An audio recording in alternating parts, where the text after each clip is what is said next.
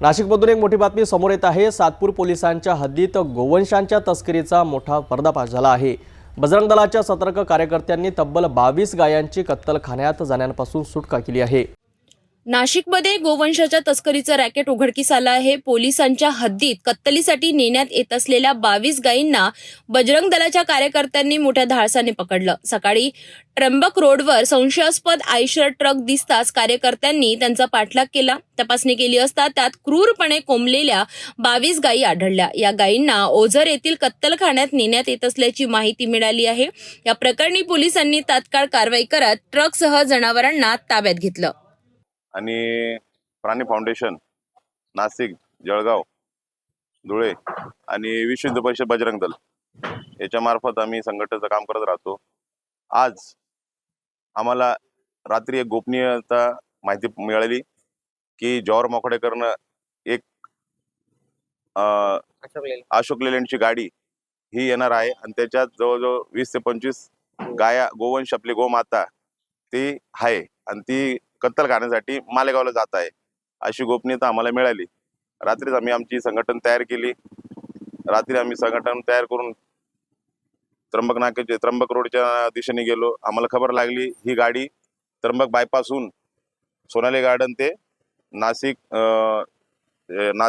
सारडा सर्कलहून मालेगावला जाणार होती। मग ही गाडी आम्ही सोनाली गार्डन हॉटेल एक त्र्यंबक रोडला तिथे ही गाडी आम्ही ओव्हरटेक करून थांबवली। ड्रायव्हरने थांबवली। ड्रायव्हरला थांबवल्यानंतर ड्रायव्हर स्वतः गाडी सोडून पळून गेला। त्याच्यानंतर आम्ही 112ला कॉल केला।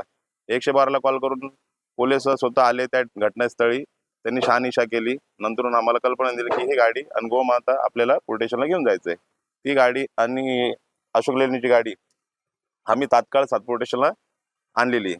माझं एकच म्हणणं आहे की ही जी गोवंश हत्या जी आता ही चालू आहे ही फक्त गणपती किंवा सण सुद्धा मला हिंदू धर्माच्या नावाने ह्या जास्त रीतीने ह्या गोष्टी चालत राहतात। त्याच्यानंतरून शासनाला मला एकच विनंती आहे की जे आम्ही रात्रंदिवस झटत आपल्या गोमातेची आम्ही बचाव करतो आणि त्या गाडीमध्ये यांना आणल्या जातात आणि ह्याच गाडीमध्ये कत्तलखान्यात नेण्यात येतात। फक्त मला शासनाची आणि CP साहेबांना एकच विनंती आहे की ही जी गाडी आपण जे स्पॉटवर धरतात आणि गोमाता त्या गाडीत राहतात या गाडींना एक ते स्क्रॅप करण्यात यावी। या गाडींना शासनाने काय असा उद्देश काढायला पाहिजे की ही गाडी परत या घटनेत गोमातांना नेम कत्तलखान्यात वापरल्या गेल्या नाही पाहिजे। आपण जर बघितलं गुजरात मार्गे विक्रमगड या परिसरातून गाया सर्रासपणे आणल्या जातात आणि शक्यतो जास्त करून गाडीवरती जर आपण बघितलं गाडीवरती एक तर ती हिंदूची गाडी दिसती आणि त्याच्यामध्ये याला सपोर्ट करणारे देखील वाहतूक करणारे देखील हिंदू जर राहतात। याबद्दल काय सांगणार आपण? हे बघा आम्हाला आमची संघटन आहे त्याच्यात एक आम्हाला गोपनीयता माहिती मिळते। आता त्याच्यात आम्हाला आतापर्यंत जेवढे आम्ही धरलेले आमच्या गोमातेचे कत्तलखान्यात त्याच्यात फक्त आम्हाला मुस्लिम लोकच आढळलेले आहेत आतापर्यंत।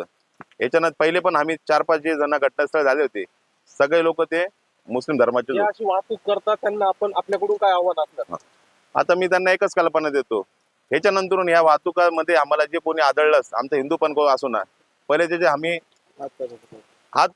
हात काय त्याला गोमाता ही काय राहती हे त्याला आम्ही त्या ठिकाणी सांगू पण आम्ही कायद्याचे उल्लंघन करणार नाही।